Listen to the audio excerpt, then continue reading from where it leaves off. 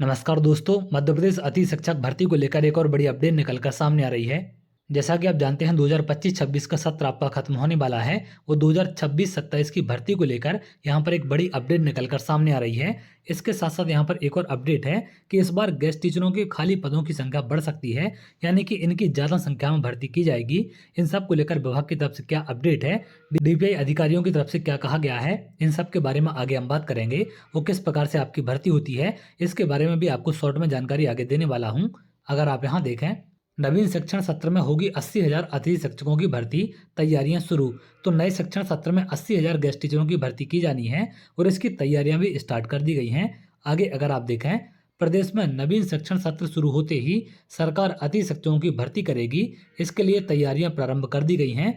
इस संबंध में लोक शिक्षण संचालनालय मंत्रालय में स्कूल शिक्षा विभाग को प्रस्ताव भेज रहा है। विद्यालयों में जितने पद खाली होंगे उतनी पोस्ट की पूर्ति गेस्ट टीचर से की जाएगी। प्रदेश में 80,000 शिक्षकों की जरूरत है।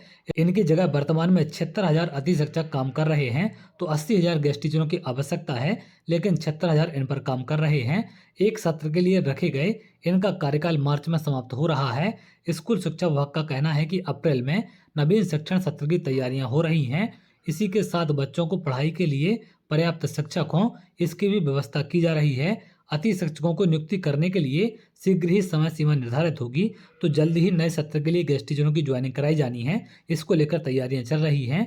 आगे आप देखें, इस संबंध में लोक शिक्षण संचालनालय में गुरुवार को भी अफसरों की मीटिंग हुई है, चूंकि अप्रैल में सत्र प्रारंभ होते ही, जबकि अगले ही माह मई में ग्रीष्म अवकाश लगते हैं। 15 जून से फिर स्कूल खुलते हैं और जुलाई में नियमित कक्षाएं प्रारंभ होती हैं। इसी दौरान अतिथि शिक्षकों को भर्ती किया जाएगा। तो जब आपकी ग्रीष्मकालीन छुट्टियां चलेंगी और एडमिशन का काम चलेगा, उसी टाइम पर गेस्ट टीचरों की भर्ती कराई जाएगी, ऐसा कि यहाँ पर अपडेट निकलकर सामने आ रही है। आगे अगर आप देखें, यहाँ पर पदवृद्धि संभव है।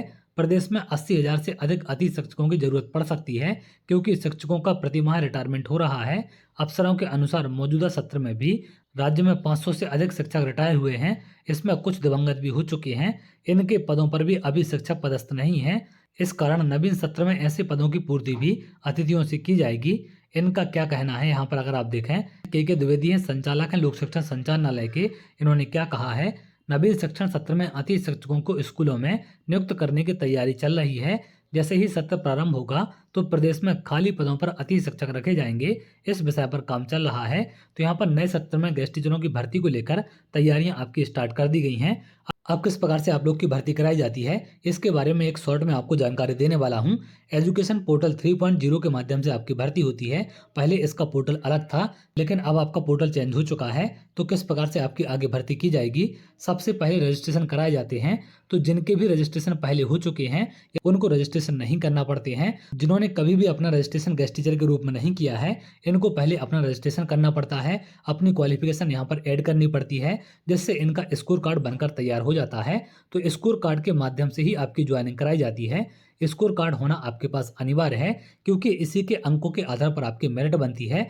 तो जिनके भी स्कोर कार्ड बन जाते हैं उन्हीं के माध्यम से आपकी काउंसलिंग कराई जाएगी। तो नए रजिस्ट्रेशन भी आपके कुछ समय बाद स्टार्ट हो जाएंगे। जैसे ही आपका सत्र स्टार्ट होगा, आपकी गेस्ट टीचर की भर्ती कराई जाएगी। उसके पहले आपके रजिस्ट्रेशन स्टार्ट होते हैं, तो कुछ ही महीनों में आपके रजिस्ट्रेशन स्टार्ट हो जाएंगे। तो जैसे रजिस्ट्रेशन को लेकर कोई भी जानकारी होगी, मैं आपको सारी चीज़ें अपडेट कर दूंगा और प्रक्रिया के बारे में भी तमाम जानकारी दे दूंगा। तो सबसे पहले आपको रजिस्ट्रेशन करना अनिवार्य है। जो कर चुके हैं उनको ज़रूरत नहीं है, लेकिन जिन्होंने कभी भी नहीं किया है, आपको पहले अपना रजिस्ट्रेशन करना पड़ेगा। उसके बाद आपके स्कोर कार्ड बनकर तैयार हो जाएंगे। स्कोर कार्ड आपको पोर्टल पर ही मिल जाएगा।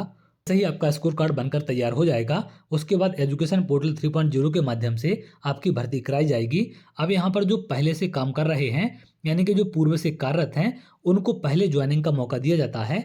अगर ये सेम स्कूल में काम करना चाहते हैं तो इनको उसी स्कूल में ज्वाइनिंग दी जाती है या फिर ज्वाइनिंग कराई जाती है। इसके बाद जितने भी आपके खाली पद बचेंगे, जो भी खाली पद आपके बचेंगे, उन पर नए अभ्यर्थियों को मौका दिया जाता है।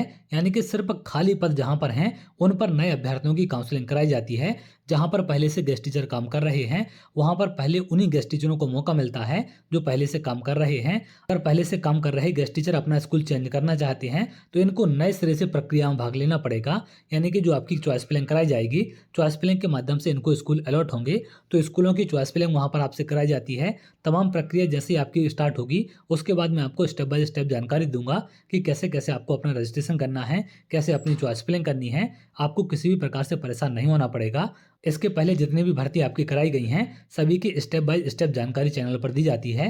तो जो भी लोग नए हैं, आप लोग चैनल के साथ जुड़ सकते हैं, जिससे सारी जानकारी आपको समय पर मिल सके और किसी भी प्रकार की आपसे गलती ना हो।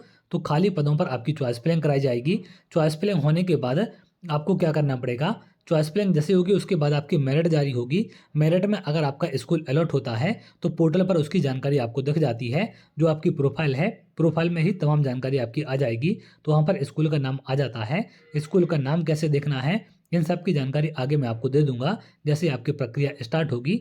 तो इस तरीके से आपकी प्रक्रिया कराई जाती है। सबसे पहले आपका रजिस्ट्रेशन होना अनिवार्य है, जिससे आपका स्कोर कार्ड बनकर तैयार हो सके। तो आपको रजिस्ट्रेशन पहले करना पड़ेगा। जो पहले कर चुके हैं उनको करने की आवश्यकता नहीं है, लेकिन जो नए अभ्यर्थी हैं, गेस्ट टीचर के रूप में काम करना चाहते हैं, आपको अपना रजिस्ट्रेशन करना पड़ेगा।